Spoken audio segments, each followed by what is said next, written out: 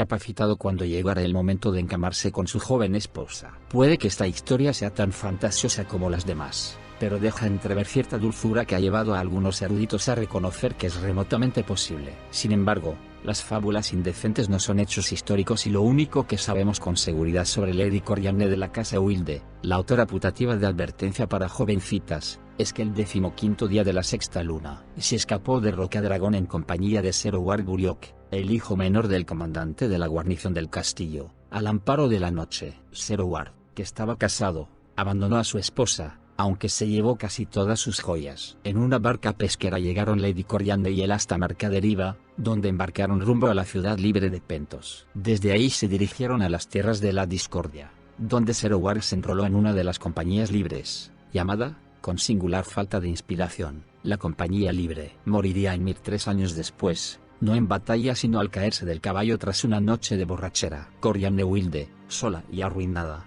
prosiguió con la serie de aventuras eróticas que se relatan en su libro. No necesitamos saber nada más sobre ella. Cuando la noticia de la huida de Lady Corianne, con el robo de las joyas y el marido, llegó a oídos de Lord Rogar, en la Fortaleza Roja, le quedó claro que su plan había fallado, al igual que el de la reina Lisa. Ni la devoción religiosa ni la lujuria habían logrado romper el vínculo entre Jaehaerys Targaryen y Alysanne. Es más, los rumores sobre el matrimonio del rey empezaban a propagarse. Demasiados hombres habían presenciado la confrontación en las puertas del castillo, y los señores que habían visitado Rocadragón posteriormente se habían dado perfecta cuenta de la presencia de Alysanne junto al rey y del claro afecto que se mostraban. Rogar Baratheon podía amenazar con arrancar la lengua, pero nada podía hacer contra las hamblillas que se extendían por el reino e incluso al otro lado del mar angosto, donde sin duda los magisteres de Pentos y los mercenarios de la Compañía Libre disfrutaban con las historias que relataba Corianne Wilde.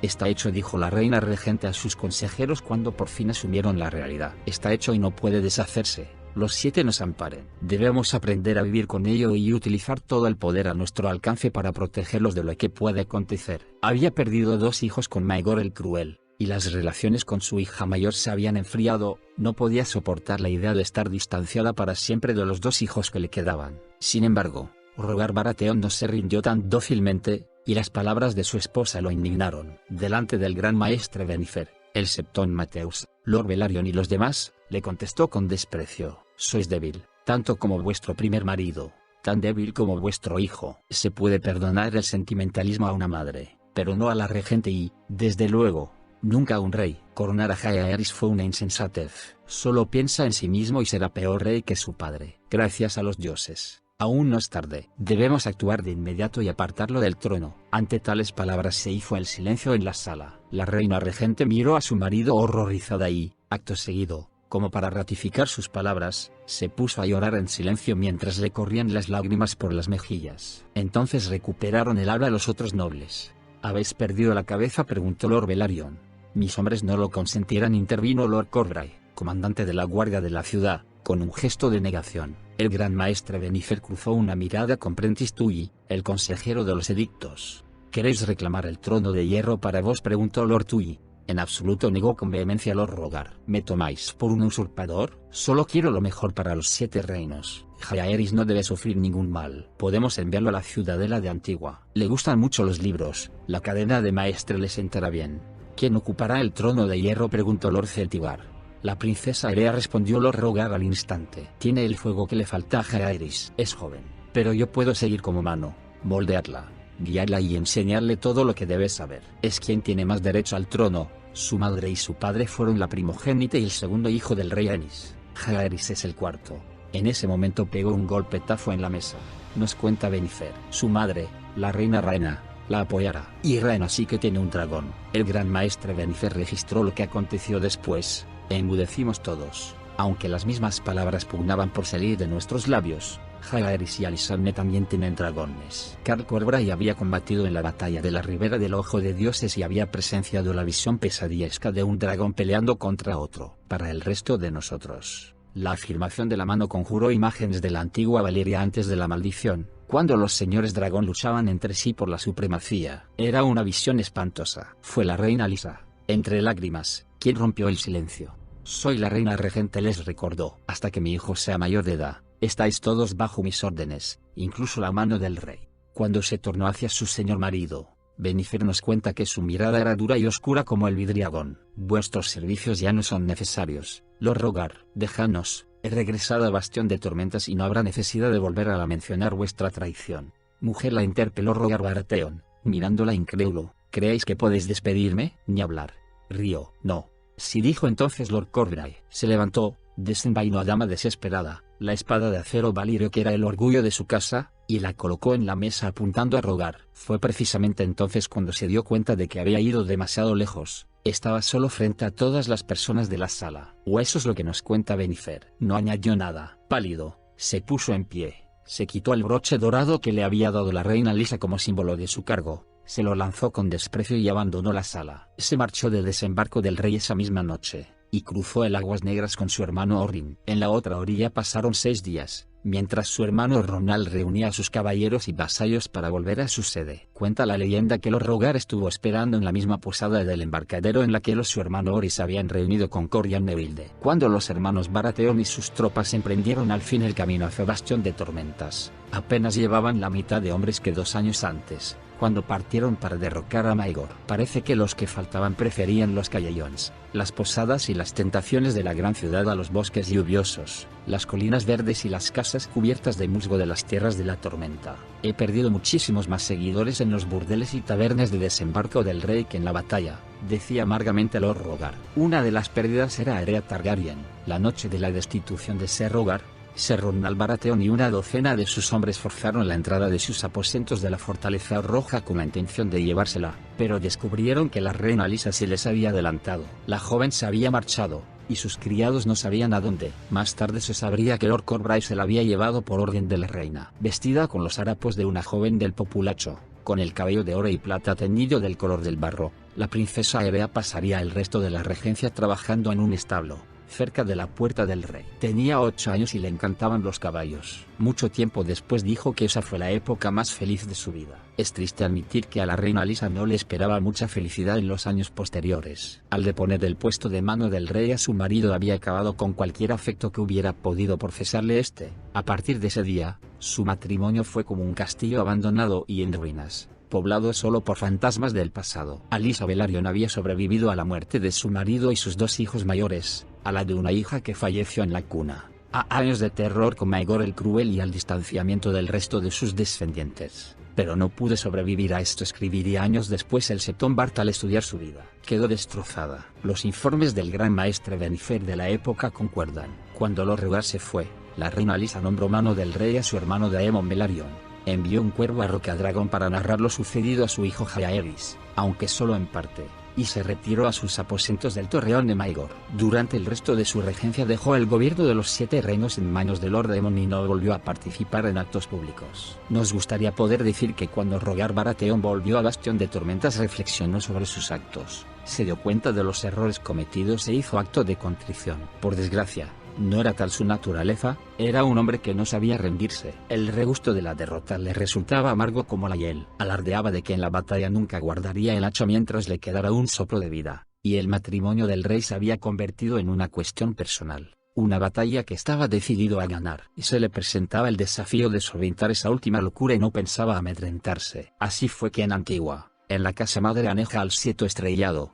Ser Orrin Baratheon se presentó de repente con una docena de hombres armados y una carta con el sello de Lord Rogar para exigir que le entregaran de inmediato a la novicia Rhaella Targaryen. Cuando le preguntaron el motivo, Ser Orrin se limitó a responder que Lord Rogar necesitaba urgentemente que la joven se presentara en Bastión de Tormentas. La estratagema podría haber funcionado, pero la sieta Caroline, encargada ese día de la puerta de la casa madre, tenía una voluntad férrea y era de naturaleza desconfiada. Mientras entretenía a Ser Orrin con el pretexto de ir a buscar a la joven, mandó llamar en su lugar al Septón Supremo. Su altísima santidad estaba durmiendo, quizá para bien de Rhaella y del reino, pero su mayordomo, un antiguo caballero que había sido capitán de los hijos del guerrero hasta que los proscribieron, estaba despierto y atento. En lugar de una joven asustada, los hombres de Baratheon se encontraron con 30 septones armados bajo el mando del mayordomo, Casper Straw. Cuando Ser Orrin empuñó la espada, Straw lo informó con mucha calma de que 2 veintenas de caballeros de Lord Hightower estaban de camino, lo que resultó un embuste, ante lo cual, los Baratheon se rindieron. Ser Orrin confesó toda la trama cuando lo interrogaron, Tenía que entregar a la joven en Bastión de Tormentas, donde Lorrogar quería obligarla a decir que era la princesa Aerea, no Rhaeya, para después nombrarla reina. El padre de los fieles, un hombre tan bondadoso como débil de carácter, escuchó la confesión de Orrin Baratheon y lo perdonó, cosa que no impidió que, al ser informado, Lord Hightower encerrara a los Baratheon en una mazmorra y enviara un escrito con todos los detalles del asunto a la Fortaleza Roja y a Rocadragón. Don Nell Hightower, al que habían apodado apropiadamente Don Nell el Demorador por su reticencia a tomar medidas contra el Septo Luna y sus seguidores, no parecía tener ningún temor de ofender a Bastión de Tormentas encarcelando al hermano de Lorrogar. Que venga y que intente liberarlo, dijo cuando su maestre le transmitió su preocupación sobre la posible reacción de la antigua mano. Su mujer le quitó la mano y le cortó las pelotas, y pronto el rey le cortará la cabeza. En el otro extremo de Poniente, Rogar Baratheon montó en cólera cuando supo que su hermano había fracasado y había sido capturado, pero no convocó a sus vasallos, como muchos temían, sino que se sumió en la desesperación. Estoy acabado, dijo taciturno a su maestre, solo me queda el muro, si los dioses se apiadan, si no, el chico me cortará la cabeza y se la regalará a su madre. No había tenido descendencia con ninguna de sus esposas, así que pidió al maestre que le redactara el testamento y confesión, donde eximía de toda culpa por sus desmanes a sus hermanos Boris, Garon y Runnal, pedía clemencia para Orrin, su hermano menor, y nombraba a ser Boris heredero de Bastión de Tormentas. Todas mis acciones e intenciones estaban destinadas al bien del reino y del trono de hierro, concluyó. No tuvo que esperar mucho tiempo a su suerte. La regencia tocaba a su fin y, con la antigua mano y la reina regente maltrechos y acallados, Lord Aemon Velaryon y los restantes miembros del consejo de la reina gobernaron como mejor supieron, diciendo poco y haciendo menos. En palabras del gran maestre Benifer, el día 20 de la novena luna del 50 de C. Jaehaerys Targaryen celebró su 16º día del nombre y se convirtió en adulto. Según las leyes de los 7 reinos, ya tenía edad para gobernar en persona, sin necesidad de regentes. A lo largo y ancho de los 7 reinos, nobles y plebeyos aguardaban expectantes a ver qué clase de rey sería. El rey Jaehaerys Targaryen, el primero de su nombre, regresó a desembarco del rey solo, a lomos de Vermitor, su dragón. Lo precedieron, con 3 días de antelación, 5 caballeros de su guardia real, a fin de asegurarse de que todo estuviera preparado para su llegada. La reina Alysanne no lo acompañó, dada la incertidumbre que rodeaba su matrimonio, y la tirantez de la relación entre el rey, su madre, la reina Alysa, y los miembros del consejo. Consideraron más prudente que se quedase en Rocadragón durante un tiempo, con sus mujeres sabias y el resto de la guardia real. El día no era propicio, según nos relata el gran maestre Benifer. El cielo estaba plomizo, y la mitad de la mañana estuvo regada de una llovizna persistente. Benifer y el resto del consejo esperaban la llegada del rey en el patio interior de la Fortaleza Roja, abrigados con capas y capuchas para protegerse de la lluvia. En otras partes del castillo, caballeros, escuderos, palafreneros, lavanderas y decenas de criados seguían entregados a sus tareas cotidianas, aunque paraban de tanto en tanto para mirar al cielo. Cuando se oyó el sonido de unas alas, y un guardia de la muralla oriental avistó a lo lejos las escamas broncíneas de Vermitor, se levantó un clamor que fue en aumento hasta desbordar la muralla de la Fortaleza Roja, descender por la colina alta de Aegon, cruzar la ciudad, internarse en la campiña y perderse en la lejanía. Jaehaerys no aterrizó de inmediato. Dio 3 vueltas por encima de la ciudad, descendiendo un poco en cada una para que todo hombre, niño y mozuela descalza de desembarco del rey pudiera saludarlo, gritar y maravillarse. Cuando se sintió satisfecho, permitió que Vermitor tomara tierra en el patio que se extendía al pie del torreón de Maegor, donde lo esperaban los señores. Había cambiado desde la última vez que lo vi, escribió Benifer. Ya no era el muchacho que había partido a Rocadragón, sino un hombre adulto. Era varios dedos más alto, y había ganado corpulencia en pecho y brazos. Llevaba el pelo suelto por los hombros, y una fina pelusa dorada le cubría la barbilla y las mejillas, antes lampiñas. Rompiendo con el atuendo propio de un rey, vestía prendas de cuero manchadas de salitre, adecuadas para montar o ir de caza, con una chaqueta tachonada por toda protección. Pero en el talabarte llevaba a fuego oscuro, la espada de su abuelo, la espada de reyes, inconfundible hasta envainada. Me recorrió un escalofrío de miedo cuando la vi. Me pregunté si sería una advertencia, mientras miraba al dragón que descendía a tierra echando humo entre las fauces. Al final del reinado de Maegor huía pentos por temor a la suerte que me depararían sus sucesores. Durante un instante, bajo la intemperie, me pregunté si no habría sido un necio al regresar. El joven rey, que ya no era un muchacho, no tardó en disipar los temores del gran maestre. Desmontó del lomo de Vermitor con un movimiento elegante y sonrió. Fue como si el sol se hubiera abierto paso entre las nubes. En palabras de Lord Tui, los señores se inclinaron ante él, algunos se arrodillaron. Por toda la ciudad empezaron a repicar campanas de celebración. Jaehaerys se quitó los guantes, se los sujetó al cinturón y dijo: mis señores, hay que ponerse a trabajar. Entre los que saludaron al rey en el patio había una ausencia notable, su madre, la reina Alysa. Jaehaerys tuvo que ir a buscarla al torreón de Maegor, donde se había enclaustrado. Nadie sabe qué pasó entre madre e hijo cuando se vieron por primera vez tras el enfrentamiento de Rocadragón, pero sí que la reina tenía el rostro hinchado y congestionado de llorar cuando, al cabo de poco tiempo, apareció del brazo de su hijo. La reina viuda, ya no regente, asistió esa noche al banquete de bienvenida, y a muchas otras reuniones de la corte los días siguientes, pero ya no ocupaba un asiento en el consejo. Su Alteza siguió desempeñando su deber por el reino y por su hijo, escribió el maestre Benifer, pero la alegría le había abandonado. El joven rey comenzó su reinado con una reorganización del consejo, conservó a algunos y sustituyó a otros que no habían estado a la altura. Aprobó la elección de su madre, Lord Aemon Velaryon, para el cargo de mano del rey, y permitió que Lord Corbray continuara siendo comandante de la guardia de la ciudad. A Lord Tui le dio las gracias por sus servicios, lo reunió con Lady de Lucinda, su esposa, y lo envió de vuelta a Aguas Dulces. Como sustituto en el cargo de consejero de los edictos nombró a Alvin Massey, señor de Piedra Tormenta, uno de los primeros en acudir a él en Rocadragón. Tan solo 3 años atrás, Massey estaba en la ciudadela forjándose la cadena de maestre cuando unas fiebres se llevaron a su padre y a sus hermanos mayores. Cojo a causa de una malformación de la columna, era célebre por decir: no cojeo cuando leo ni cuando escribo. Para el cargo de Lord Almirante y consejero naval, Su Alteza eligió a Manfred Reduine, señor del Rejo, quien llegó a la corte en compañía de sus hijos Robert, Ricardo y Riam, jóvenes escuderos. Fue la primera vez que el almirantazgo escapó al control de la casa Velaryon. Todo desembarco del rey se regocijó al saber que Jaehaerys prescindía también de Edwell Celtigar como consejero de la moneda. Se dice que el rey se dirigió a él con cortesía, encomió el leal servicio de sus hijas a la reina Alysanne en Rocadragón y hasta se refirió a ellas como 2 tesoros. Seguirían haciendo compañía a la reina, pero Lord Celtigar regresó a Isla Zarpa de inmediato, y con él desaparecieron sus impuestos, impugnados todos ellos por decreto real durante los 3 primeros días del reinado del joven rey. Encontrar a la persona adecuada para sustituir a Lord Edwell como consejero de la moneda no fue tarea fácil.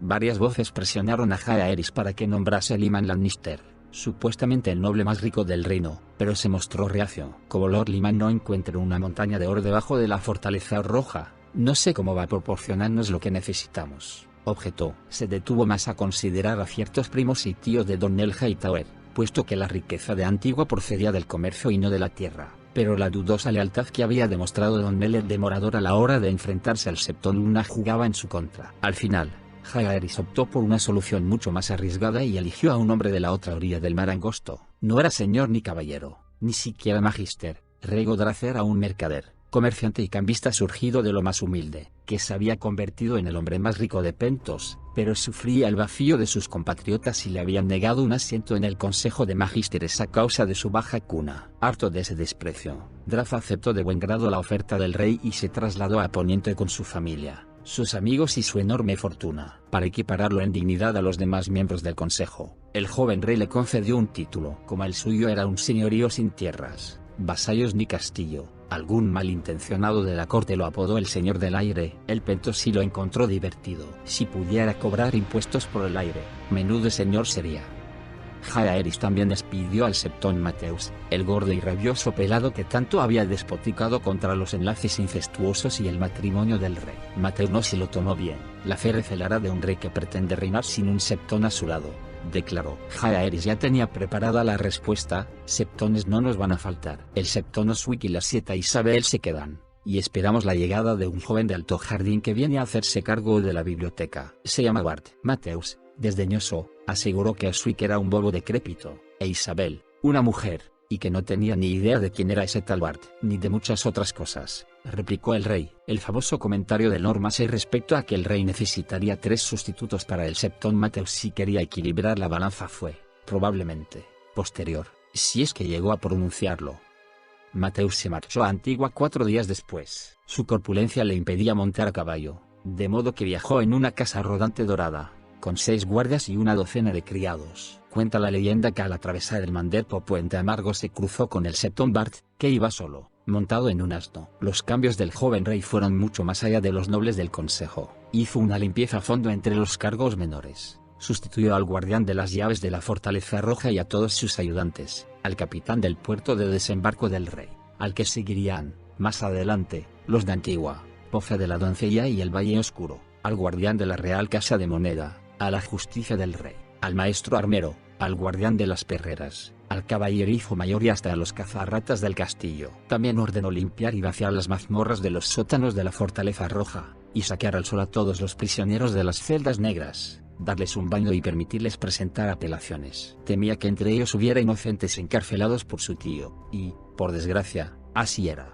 Aunque muchos de esos cautivos habían perdido la razón durante aquellos años de oscuridad y no podían ponerlos en libertad. Una vez satisfecho con todos los cambios y rodeado de sus elegidos, Jaehaerys ordenó al gran maestre Benifer enviar un cuervo a Bastión de Tormentas para convocar a Lord Rogar Baratheon a la ciudad. Lord Rogar y sus hermanos acogieron la misiva del rey de diferentes maneras. Ser Borys, considerado por lo general el Baratheon más irascible y beligerante, fue el que reaccionó con más calma. Si haces lo que te dice el muchacho, vas a acabar decapitado, dijo.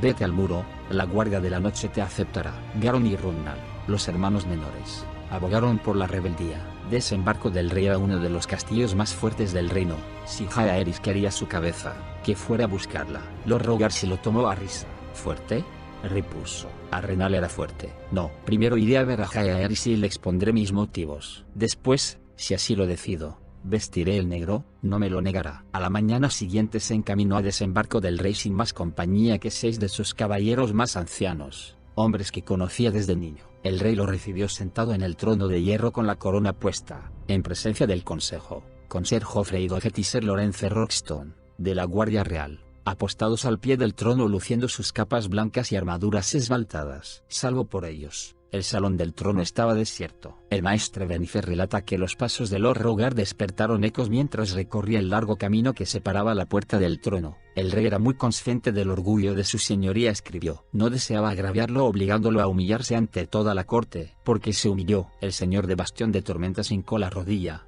agachó la cabeza y dejó la espada al pie del trono.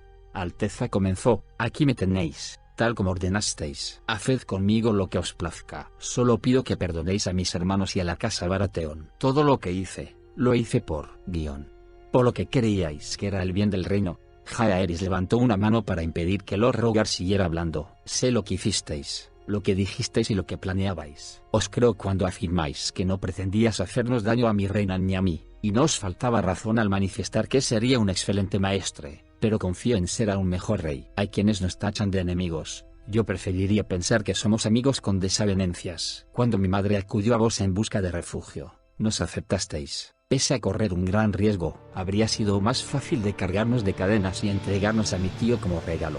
Pero decidisteis poner vuestra espada a mi servicio y convocar a vuestros banderizos. No lo he olvidado. Las palabras son aire, prosiguió. Vos, mi señor, mi estimado amigo, hablasteis de traición, pero no la cometisteis. Queríais romper mi matrimonio, pero no lo lograsteis. Propusisteis sentar a la princesa Aerea en el trono de hierro en mi lugar, pero aquí sigo. Enviasteis a vuestro hermano a raptar a mi sobrina Rhaenyra de la casa madre. Cierto, pero ¿con qué finalidad? Tal vez solo pretendíais ser su instructor, puesto que no tenéis hijos. Los actos traicioneros merecen castigo, las palabras imprudentes son otra cuestión. Si de verdad es vuestro deseo ir al muro, no os lo impediré. La Guardia de la Noche necesita hombres fuertes como vos, pero preferiría que os quedaseis aquí, a mi servicio. No tendría este trono si no fuera por vos, y todo el reino lo sabe. Además, aún os necesito, el reino os necesita. Cuando mi padre heredó la corona a la muerte del dragón, se encontraba rodeado de aspirantes al trono y señores rebeldes. Lo mismo puede sucederme a mí, y por el mismo motivo, poner a prueba mi determinación, mi voluntad, mi fuerza. Mi madre está convencida de que los creyentes de todo el reino se alzarán contra mí cuando se enteren de mi matrimonio. Tal vez, para afrontar esas pruebas necesito contar con hombres de valía, verdaderos guerreros dispuestos a luchar por mí, a morir por mí, y por mi reina. Si es menester. ¿Sois un hombre así? Lo soy, Alteza, respondió Lord Rogar con la voz cargada de emoción, profundamente impresionado por las palabras del rey, mientras levantaba la mirada. Entonces os perdono vuestras ofensas, pero con condiciones, dijo el rey Jaehaerys. La voz se le tornó severa al enumerarlas. Jamás volveréis a pronunciar palabra contra mí ni contra mi reina. A partir de este día seréis su mayor defensor. y no toleraréis que se hable mal de ella en vuestra presencia. Tampoco consentiré que se falte al respeto a mi madre. Regresará a Bastión de Tormentas con vos, y volveréis a vivir como marido y mujer. La respetaréis y seréis amable con ella, de palabra y obra. ¿Aceptáis las condiciones? Con gusto, respondió Lord Rogar. ¿Puedo preguntar qué será de Orrin? La respuesta del rey se demoró un instante. Ordenaré a Lord Hightower que libere a vuestro hermano Ser Orrin y a los hombres que lo acompañaron a Antigua, pero no pueden quedar sin castigo. El muro es de por vida, de modo que los condenaré a 10 años de exilio. Pueden hacerse mercenarios en las tierras de la discordia o navegar a Cart y hacer fortuna. Me da igual. Si sobreviven y no cometen más crímenes, podrán regresar dentro de un decenio. ¿Estamos de acuerdo? Lo estamos. Su Alteza obra con gran justicia, reconoció Lord Rogar, y preguntó al rey si debía entregar rehenes en garantía de su futura lealtad. 3 de sus hermanos tenían hijos de poca edad que podía enviar a la corte, señaló. Por toda respuesta, el rey Jaehaerys se levantó del trono de hierro y le pidió que lo acompañase. Salió del salón y lo condujo al patio interior, donde Vermitor estaba comiendo. En el empedrado yacía el toro que habían matado, carbonizado y humeante, ya que los dragones siempre queman la carne antes de devorarla. Vermitor sí estaba dando un banquete, pero cuando se acercaron el rey y Lord Rogar, levantó la cabeza y clavó en ellos unos ojos como estanques de bronce fundido. Cada día es un poco más grande, comentó Jaehaerys mientras rascaba al gran dragón debajo de la mandíbula. Quedaos con vuestros sobrinos, mi señor. ¿Para qué necesito rehenes? Tengo vuestra palabra, no me hace falta nada más. Pero el gran maestre Venifer oyó también lo que el reino dijo. Hasta el último hombre y niño de las tierras de la tormenta es mi rehén mientras tenga esta montura. Esa fue la advertencia muda de su Alteza, escribió Venifer, y Lord Rogar lo oyó perfectamente. Así se restableció la paz entre el joven rey y su antigua mano, y se selló aquella misma noche con un banquete en el gran salón. Lord Rogar y la reina Lisa ocuparon una vez más asientos contiguos como marido y mujer, y propusieron un brindis a la salud de la reina Lisanne, por quien manifestaron su amor y lealtad ante todos los señores y damas allí congregados. 4 días después, cuando Lord Rogar emprendió el regreso a Bastión de Tormentas, lo acompañaba la reina Lisa escoltada por Ser Pate la Perdiz y un centenar de soldados que velarían por su seguridad en el camino que cruzaba el bosque real. En desembarco del rey, el largo reinado de Jaehaerys y Targaryen comenzaba a paso firme. Cuando asumió el gobierno de los 7 reinos, el joven rey se enfrentaba a multitud de problemas, pero 2 sobresalían por encima de los demás. Con las arcas del tesoro vacías, la deuda de la corona no hacía más que crecer, y su matrimonio secreto, que lo era un poco menos cada día, era como un cántaro de fuego valirio en la chimenea, a punto de estallar. Había que poner remedio a ambas cuestiones, y deprisa. La necesidad inmediata de oro la resolvió Regoldraz, el nuevo consejero de la moneda, quien trató con el Banco de Hierro de Braavos, así como con sus rivales de Tyros y Myr, para negociar no 1, sino 3 préstamos sustanciales. Al esgrimir la oferta de cada banco ante los otros, el señor del aire consiguió las condiciones más favorables que cabía esperar. La obtención de fondos tuvo un efecto inmediato, se reanudaron las obras de Pozo Dragón, y la colina de Rhaenys volvió a llenarse de un pequeño ejército de constructores y mamposteros. Tanto Lord Rego como su rey eran conscientes de que los préstamos solo suponían un respiro provisional, podían mitigar la hemorragia, pero no iban a sanar la herida. Eso solo lo conseguiría la recaudación. Los impuestos de Lord Celtigar no servían de nada. Jaehaerys no estaba interesado en aumentar las tasas portuarias ni en sangrar a los posaderos. Tampoco estaba dispuesto a exigir a la nobleza que entregase su oro sin más, como había hecho Maegor. No hay nada más caro que sofocar rebeliones, declaró. Los señores pagarían, pero por su propia voluntad, grabaría sus caprichos, las mercancías finas y caras de ultramar, crearía impuestos para la seda, el brocado, el hilo de oro o plata, las gemas, el encaje y los tapices de Myr, el vino de Dorne, pero no el del Rejo, los corceles de las arenas dornenses, y los yelmos dorados y las armaduras de filigrana de los artesanos de Tyros, Lys y Pentos, y, por encima de todo, las especias, la pimienta, el clavo, el azafrán, la nuez moscada, la canela y el resto de los exóticos aderezos procedentes de más allá de las puertas de Jade, más caros ya que el oro, iban a encarecerse aún. Vamos a cobrar impuestos por todo lo que me ha hecho rico, dijo Lord Rego, socarrón. Nadie podrá considerarse oprimido con estos tributos, explicó Jaehaerys al consejo privado. Si no quieren pagarlos, que no compren pimienta, seda ni perlas, y no tendrán que abonar ni un cobre. Pero quienes adquieren esos artículos los desean con desesperación. ¿Cómo, si no, iban a hacer alarde de su poder y mostrar al mundo su riqueza? Puede que mascullen, pero pagarán. El rey Jaehaerys no se conformó con los impuestos aplicados a la seda y las especias. También introdujo una nueva ley de fortificaciones. Si un noble quería ampliar su castillo o erigir uno nuevo, tendría que pagar una suma considerable por el privilegio. Esa nueva imposición tenía un doble propósito. Como explicó Su Alteza al maestre Benifer, cuanto más grande y fuerte sea un castillo, más tentado se sentirá su señor a desafiarme. Sería de esperar que hubieran aprendido la lección de Arren el Negro, pero hay demasiados que no tienen ni idea de historia. Con este tributo se sentirán menos motivados a construir, y los que se animen nos llenarán las arcas al tiempo que vacían las suyas. Una vez hecho lo posible por sanear las finanzas de la corona, Su Alteza concentró la atención en el otro problema acuciante y, por fin, envió a buscar a su reina. Alysanne Targaryen y su dragona, Ala de Plata, salieron de Rocadragón una hora después de recibir el aviso. La separación había durado casi medio año. El resto de su corte la siguió en barco. A esas alturas, hasta los mendigos ciegos de los callejones del lecho de Pulga sabían que Alysanne y Jaehaerys estaban casados, pero en aras de las apariencias pasaron una luna durmiendo en estancias separadas mientras se desarrollaban los preparativos de su segunda boda. El reino estaba dispuesto a gastar el oro que no tenía en una boda dorada tan concurrida y espléndida como la de su madre y Lord Rogar. En aquella ocasión habían acudido a la Fortaleza Roja 40.000 personas. Solo un millar se reunió cuando Jaehaerys se desposó con su hermana Alysanne por segunda vez. En esa ocasión fue el Septon Bart quien los declaró marido y mujer, al pie del trono de hierro. Lord Rogar Baratheon y la reina viuda Lysa estaban entre los presentes. Habían acudido desde el Bastión de Tormentas con Garon y Ronal Baratheon para asistir a la ceremonia. Pero no fueron ellos quienes acapararon la mayor atención. También la reina en el oeste estaba ahí. Rhaena Targaryen había volado a lomos de fuego en sueño para presenciar la boda de sus hermanos y visitar a su hija Aerea. Después de los ritos repicaron campanas por toda la ciudad, y una nube de cuervos voló a todos los rincones del reino para anunciar el feliz enlace. La segunda boda del rey fue distinta de la primera en un detalle crucial. Estuvo seguida de un encamamiento. Años después, la reina Alysanne declararía que fue a instancias suyas. Estaba preparada para perder la virginidad y harta de que le preguntaran si estaba casada de verdad. El propio Lord Rogar, borracho como un botijo, iba al frente de los que la desvistieron y la condujeron al lecho nupcial. Entre las que hicieron los honores al rey se encontraban Gennis Templeton, Rosamund Ball, y Prudence y Pruneia Celtigar, las acompañantes de la reina. Ahí, en la Fortaleza Roja de Desembarco del Rey, en un lecho con dosel del Torreón de Maegor, se consumó al fin el matrimonio de Jaehaerys Targaryen con su hermana Alysanne, y así quedó sellada su unión ante los ojos de los dioses y los hombres. Revelado el secreto, el rey y su corte esperaron la respuesta del reino. Jaehaerys había llegado a la conclusión de que el violento rechazo al matrimonio de su hermano Aegon se había debido a varias causas. Cuando su tío Maegor desafió tanto al Septón Supremo como al rey Aenys, su propio hermano, y tomó una segunda esposa, se hizo pedazos el delicado entendimiento entre el trono de hierro y el septo estrellado.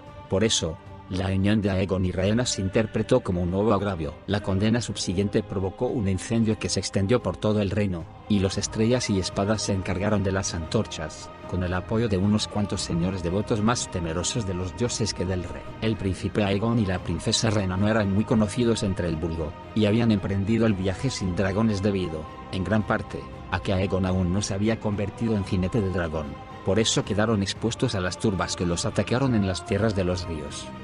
Las circunstancias de Jaehaerys y Alysanne no eran ni remotamente parecidas. No habría condena del septo estrellado, aunque entre los máximos devotos seguía levantando algunas ampollas la tradición de los Targaryen de casarse entre hermanos. El Septón Supremo que ocupaba el cargo, aquel al que el Septón I apodaba el Lamebotas, era complaciente y cauteloso, y no tenía ningún deseo de despertar al dragón dormido. Los Estrellas y Espadas estaban disueltos y proscritos. El único sitio donde quedaban suficientes para crear problemas si se les antojaba era el muro, donde 2000 antiguos clérigos humildes habían vestido la capa negra de la Guardia de la Noche. El rey Jaehaerys no pretendía repetir el error de su hermano. Su reina y él querían ver el reino que gobernaban, enterarse de sus necesidades de primera mano, conocer a sus señores para saber a qué atenerse, dejarse ver ante el pueblo y escuchar sus aflicciones. Pero allá donde fueran, irían también sus dragones. Por todos esos motivos, Jaehaerys creía que el reino aceptaría su matrimonio, aunque no era propenso a confiarse al azar. Las palabras son aire, dijo al consejo, pero el aire puede avivar las llamas. Mi padre y mi tío combatían las palabras con fuego y acero. Nosotros responderemos a las palabras con otras palabras y sofocaremos el fuego antes de que prenda.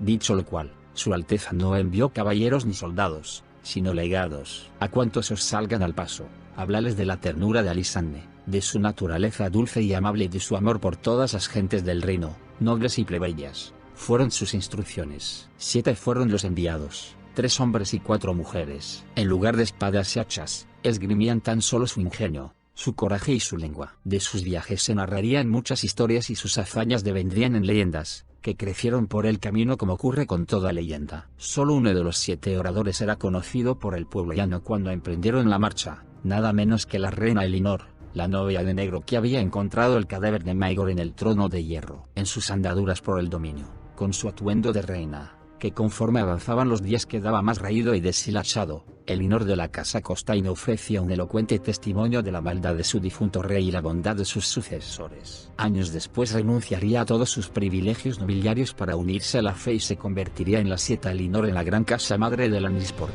Los nombres de los otros 6 portadores de las palabras de Jaehaerys llegarían a ser tan célebres como el de la reina. Había 3 septones, el astuto Septón Baldric, el ilustrado Septón Rollo, y el vehemente y anciano Septón Alfin, que viajaba a todas partes en palanquín porque había perdido las piernas. Las mujeres que eligió el joven rey no eran menos extraordinarias. La 7 Isabel, que se había encariñado con la reina Alisande mientras estaba a su servicio en Rocadragón. La diminuta 7 Violante, famosa por sus artes curativas, de quien se decía que obraba milagros allá donde iba. Y la 7 Maris, del Valle, que había tenido a su cargo la instrucción de generaciones de huérfanas en la casa madre de una isla de Puerto Gaviota. En sus viajes por el reino, los 7 heraldos hablaban de la reina Alisande, así como de su devoción, su generosidad y su amor por su hermano el rey. Cuando les salían al paso septones, hermanos mendicantes y señores o caballeros piadosos esgrimiendo con actitud desafiante pasajes de la estrella de 7 puntas o los sermones de antiguos septones supremos, tenían preparada una respuesta, formulada por Jaehaerys en desembarco del rey con la hábil ayuda del Septón Oswiki, sobre todo, del Septón Bart. En años posteriores, ese argumento se conocería en la Ciudadela y el Septo Estrellado como la doctrina del excepcionalismo. Su dogma fundamental era sencillo. La fe de los 7 había nacido en las colinas de la antigua Andalia y había cruzado el mar con los ándalos. Las leyes de los 7, escritas en textos sagrados y predicadas por 7 y septones bajo los auspicios del Padre de los fieles, prohibían que el hermano yaciera con la hermana, el padre con la hija y la madre con el hijo, y condenaban los frutos de esas uniones como abominaciones aborrecibles a los ojos de los dioses. Los excepcionalistas lo acataban, pero con una reserva: los Targaryen eran diferentes. Sus raíces no eran andalas, sino de la antigua Valiria, donde imperaban otras leyes y tradiciones. Con solo mirarlos resultaba palpable que no eran como los demás. Sus ojos, su cabello y hasta su porte atestiguaban la diferencia. Y eran jinetes de dragones. Entre todos los hombres del mundo, solo a ellos se les concedió el poder de domar a esas terroríficas fieras cuando la maldición llegó a Valiria. Los ándalos, los valirios y los primeros hombres, todos somos obra del mismo Dios, predicaba el Septón Alfin desde su palanquín, pero no a todos nos hizo iguales. También creó a los leones y a los uros, bestias nobles por igual, pero les otorgó distintos dones. Ni el león puede vivir como un uro ni el uro como un león. Vos, mi señor, cometeríais un grave pecado si yacierais con vuestra hermana, pero no sois de la sangre del dragón, ni yo tampoco. Ellos obran como siempre han obrado, y no nos corresponde a nosotros juzgarlos. Cuenta la leyenda que, en una aldea, el ingenioso Septón Baldric se vio confrontado por un fornido caballero andante, antaño clérigo humilde, que le dijo: ya, ¿y si yo quiero follarme a mi hermana, me dais vuestra venia? El Septón sonrió al responder: y derroca dragón y domad un dragón. Si sois capaz, mi señor, yo mismo oficiaré la ceremonia cuando os desposéis con vuestra hermana. Los estudiosos de la historia nos enfrentamos a una dificultad. Al volver la vista hacia el pasado podemos señalar las causas de un acontecimiento una por una. Sin embargo, a la hora de entender por qué algo no llegó a suceder no nos quedan sino las conjeturas. Sabemos que el reino no se alzó contra el rey Jaehaerys y la reina Alisande en el 51 d.C., como les había sucedido a Aegon y Rhaena 10 años atrás. El porqué es bastante más incierto. No cabe duda de que el silencio del Septón Supremo fue de lo más elocuente, ni de que tanto nobles como villanos estaban hartos de la guerra, pero, si las palabras, sean aire o no, tienen poder, es evidente que los 7 heraldos desempeñaron su papel y el viento no fue capaz de disipar las suyas. Aunque el rey era feliz con su reina, y el reino, feliz con su matrimonio, Jaehaerys no se equivocaba al creer que le esperaba un tiempo de pruebas. Tras volver a formar el consejo, reconciliar a Lorregar con la reina Alysa y decretar nuevos impuestos para rellenar las arcas de la corona, se enfrentaba al problema que resultaría más peliagudo: su hermana Rhaena. Después de despedirse de Lyman Lannister y abandonar Roca Castelli, Rhaena Targaryen y su corte ambulante habían realizado su propio viaje real. En cierto modo, habían visitado a los Marbrand de Marcaceniza, a los Reines de Castamere, a los Lezor del Colmillo Dorado, a los Vance de Descanso del Caminante y, por último, a los Piper de Princesa Rosada. Allá donde fueran acechaban los mismos problemas. Al principio, todos son hospitalarios, dijo a su hermano cuando se reunieron después de la boda del este, pero no les dura mucho. O me reciben con cajas destempladas, o se deshacen en obsequios. Aunque rezonan de lo que les cuesta mantenernos, tienen la vista puesta en fuego en sueño.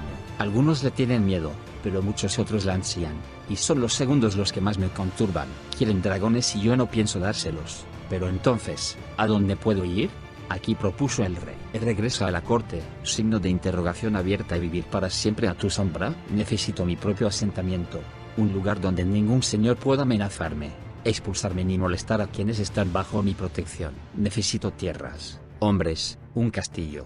Te conseguiremos tierras, repuso el rey, y el castillo lo construiremos. Todas las tierras tienen dueño y todos los castillos están ocupados, respondió Rhaena, pero hay uno que tengo derecho a reclamar, más derecho que tú, hermano. Soy de la sangre del dragón, quiero el castillo de mi padre, el lugar donde nací, quiero Roca Dragón. El rey Jaehaerys, sin saber qué responder, se limitó a prometerle que lo consideraría. Cuando lo planteó en el consejo, todos se mostraron contrarios a ceder la sede ancestral de la casa Targaryen a la reina viuda, pero ninguno ofreció una solución mejor. Después de reflexionar, Su Alteza volvió a reunirse con su hermana. Te concederé Roca Dragón, ya que no hay lugar más apropiado para la sangre del dragón, pero tendrás la isla y el castillo por mi venia, no por tu derecho. Nuestro abuelo unió los 7 reinos con fuego y sangre, y no puedo consentir que los dividas arrancando un pedazo para forjarte el tuyo. Eres reina por cortesía, pero yo soy rey y mi mandato abarca desde Antigua hasta el muro, Roca Dragón incluida. ¿Estamos de acuerdo, hermana? Tan inseguro estás de esa silla de hierro, que necesitas que la sangre de tu sangre se arrodille ante ti, hermano, le reprochó Rhaena. Dame Roca Dragón y una cosa más, y no volveré a molestarte. ¿Qué cosa más?, preguntó Jaehaerys. Aerea, quiero que me devuelvas a mi hija.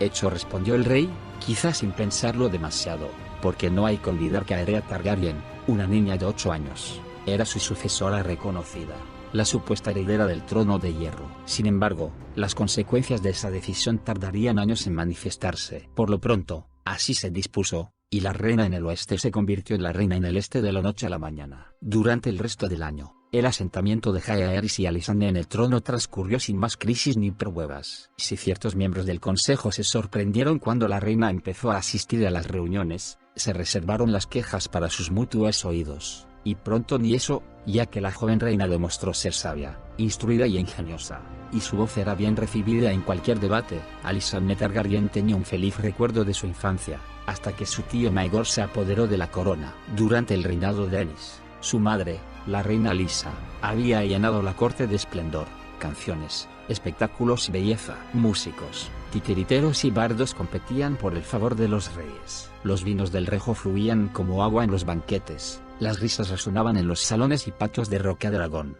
y las mujeres de la corte resplandecían con sus perlas y diamantes. La corte de Maegor había sido oscura y lúgubre, y la regencia no había cambiado las tornas porque el recuerdo de los tiempos del rey Aenys mortificaba a su viuda. Lord Rhaegar, por su parte, tenía un temperamento marcial, y llegó a declarar que los titiriteros eran más inservibles que los monos, porque unos y otros chillan, hacen cabriolas y dan volteretas, pero los monos por lo menos se pueden comer si hay hambre. Sin embargo, la reina Alysanne evocaba con añoranza las breves glorias de la corte de su padre, y se había propuesto dotar a la Fortaleza Roja de mayor magnificencia que nunca. Compró tapices y alfombras de las ciudades libres, y encargó frescos, estatuas y mosaicos para decorar las paredes y estancias del castillo. Por orden suya, la guardia de la ciudad peinó el lecho de pulgas hasta dar con Tome el tañedor, cuyas canciones satíricas habían hecho las delicias del rey y de sus vasallos durante la guerra por las capas blancas. Alysanne lo nombró verdo de la corte, el primero de los muchos que desempeñarían ese cargo en las décadas venideras. Contrató a un arpista de Antigua, a una compañía de titiriteros de bravos y a bailarines de Lys, y dio a la Fortaleza Roja su primer bufón, un hombre rechoncho llamado Comadre, que se vestía de mujer y no iba a ninguna parte sin sus hijos de madera, un par de marionetas talladas con gran maestría que decían frases procaces y provocativas. El rey Jaehaerys lo acogió todo de buen grado, Pero nada lo hizo tan feliz como el regalo que recibió de la reina Alisanne cuando, varias lunas después, le dijo que estaba encinta.